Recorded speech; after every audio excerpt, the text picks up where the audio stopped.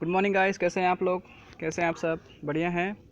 चले आज हम लोग नेक्स्ट टॉपिक कंटिन्यू कर रहे हैं पॉलीमर चैप्टर का। प्रीवियस क्लास में हम लोगों ने लीनियर पॉलीमर के बारे में पढ़ा था, ठीक है।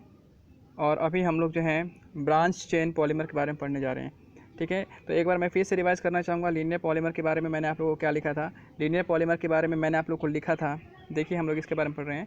लीनियर पॉलीमर के बारे में मैंने आप लोगों को लिखा था कि अगर यहाँ पर जैसे एक मिनट कि जो है अगर यहाँ पे मैंने CH2 लिखा, सिंगल बॉन्ड CH2, ये जो हो गया डबल बॉन्ड CH2, ये हो गया इथिलीन। अगर मैंने इसको n टाइम्स लिखा यहाँ पर, ये n टाइम्स मोनोमर हो गया।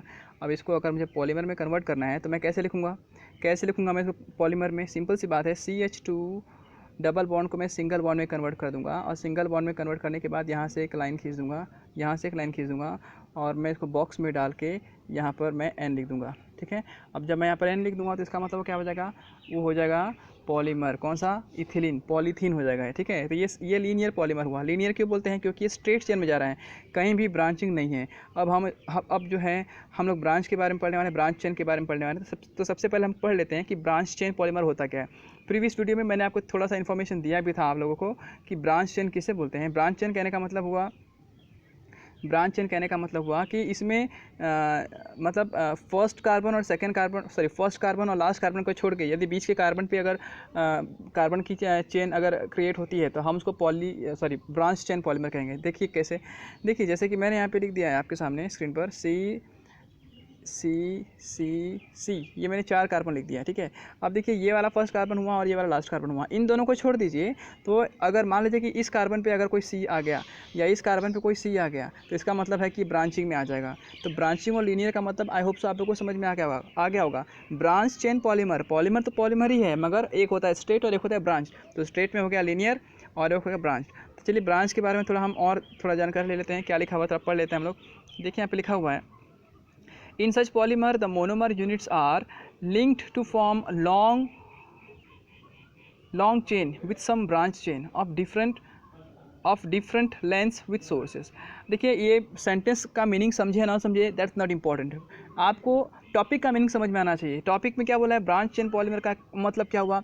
इसको डेफिनेशन अगर अपने मन से डिफाइन करना है तो आप लोग लिख सकते हैं, those polymers in which monomers are in branched condition या those polymers which are having branch structure. एकदम सिंपल डेफिनेशन में बोल रहा हूँ। क्या बोल रहा हूँ? देखिए, those polymers which are having branch structure called as branch chain polymer, ठीक है गाइस। अब देखिए इसकी प्रॉपर्टीज़ क्या क्या बोला हुआ है। इसकी प्रॉपर्टी में बोला हुआ है, देखिए थर्ड लाइन देखिए, दे हैव लो डेंसिटी, उनकी डेंसिटी लो होती है।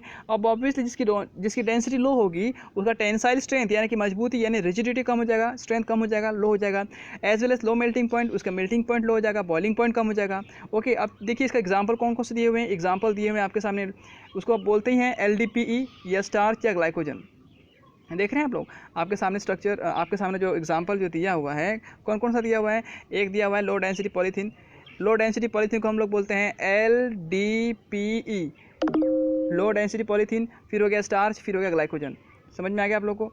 ठीक है, इस तरीके से अलग अलग जो है एग्जाम्पल होते हैं, ठीक है। चलिए हम अब एक स्ट्रक्चर बना लेते हैं ताकि आप लोगों का ये और भी कॉन्सेप्ट क्लियर हो जाए, ब्रांच चेन पॉलीमर का स्ट्रक्चर कैसे होता है। So very easy to understand. देखिए जैसे कि मान लीजिए मैं एग्जाम्पल बना रहा हूँ। देखिए आप लोग स्टार्च का स्ट्रक्चर पढ़ चुके हैं, ग्लाइकोजन का स्ट्रक्चर पढ़ चुके हैं, ठीक है। अब लो डेंसिटी पॉलीथीन का स्ट्रक्चर मैं बाद में बताऊंगा, पहले इससे भी सिंपल बना रहा हूँ मैं आपको सामने एक स्ट्रक्चर, वो है पॉलीप्रोपिलीन का। I am suggesting the example of polypropylene. तो प्रोपिलीन कैसे होता है पहले ये देखिए CH प्रोपिलीन बनाना है ना, तो हमको यहाँ पे लिखेंगे CH3 single bond CH, okay, and एक मिनट डबल बॉन्ड CH2, ये हो गया प्रोपिलीन, ये तो हो गया आपका मोनोमर। अब मैं इसको किस तरीके से लिख रहा हूँ आप ये देखिए एक बात याद रखना है कि जब हम पॉलीमर चैप्टर पढ़ेंगे तो बार बार हम उन 2 कार्बन को फोकस करते हैं जिसके बीच में डबल या ट्रिपल बॉन्ड होता है। फिर से मैं बोल रहा हूँ, देखिए ज़रा मैं क्या बोल रहा हूँ कि हम जब पॉलीमर चैप्टर पढ़ते हैं तो हम उन 2 कार्बन को फोकस करते हैं जिन 2 कार्बन के बीच में डबल बॉन्ड है। बाकी को मतलब इम्पॉर्टेंट तो है, मगर एक बात बता रहा हूँ, ब्रांचिंग के केस में जो जिसमें डबल बॉन्ड नहीं है, मतलब जो डबल बॉन्ड से दूर है, हम उसको ऊपर लिख देंगे। ऊपर कैसे लिखेंगे मैं भी आप लोग को लिख बता रहा हूँ। देखिए कुछ इस तरीके से लिखेंगे। अब मैं फिर से उसको लिख रहा हूँ स्ट्रक्चर को, ज़रा ध्यान दीजिएगा। लिसन हियर इट इज़, ऊपर में लिख दिया मैंने CH3, नीचे में लिख दिया मैंने CH, और यहाँ लिख दिया डबल बॉन्ड CH2। अब देखिए ये हो गया, वही है एग्जाम्पल, वही है, ये प्रोपिलीन ही है, मगर जानबूझकर मैंने इस तरीके से लिखा है। क्यों ऐसा क्यों लिखा भाई? अरे मैंने ऐसा इसलिए लिखा ताकि मैं समझा पाऊँ, क्या समझा पाऊँ कि यहाँ पे ब्रांचिंग हो रही है। कैसे ब्रांचिंग हो रही है, किसकी ब्रांचिंग हो रही है, ये भी तो सीखना है। यस ना? तो ब्रांचिंग किसकी हो रही है? ब्रांचिंग हो रही है इस कार्बन की, CH3 की ब्रांचिंग हो रही है। ठीक है गाइस, तो चलिए देखते हैं।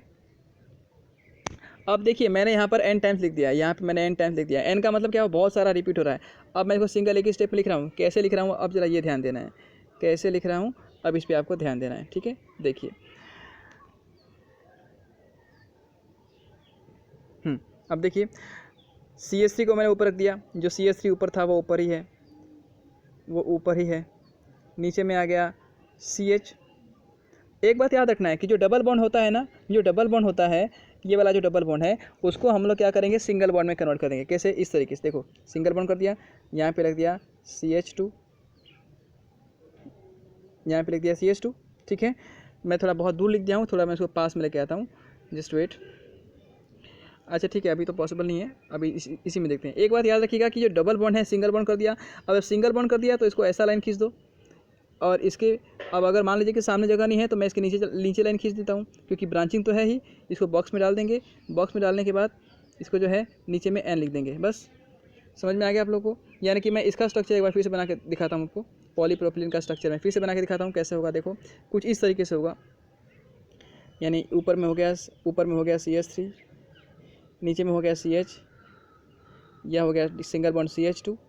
देखिए यहाँ से एक लाइन खींच देंगे, यहाँ से एक लाइन खींच देंगे, और ये हो गया बाय n, ये बन गया पॉलीप्रोपिलीन। अब देखिए बात ये है, ज़रा ध्यान से सुनिए मैं क्या बोल रहा हूँ कि ये ब्रांचिंग में कैसे ब्रांचिंग हुआ तो कैसे हुआ? अरे भाई यहाँ पे भी तो कार्बन होगा, यहाँ पे भी तो कार्बन होगा, तो ऑब्वियसली अगर यहाँ भी कार्बन है, यहाँ भी कार्बन है, तो ये वाला CH तो ब्रांचिंग में आया ना। मैंने क्या कहा था आपको कि अगर कोई निरंजनो निराकार, कि अगर कोई भी CH3 अगर फर्स्ट और लास्ट को छोड़ के कहीं भी है तो वो ब्रांचिंग में होगा। तो इस तरीके से क्या होगा? वो ब्रांचिंग कंडीशन में आ जाएगा। ठीक है।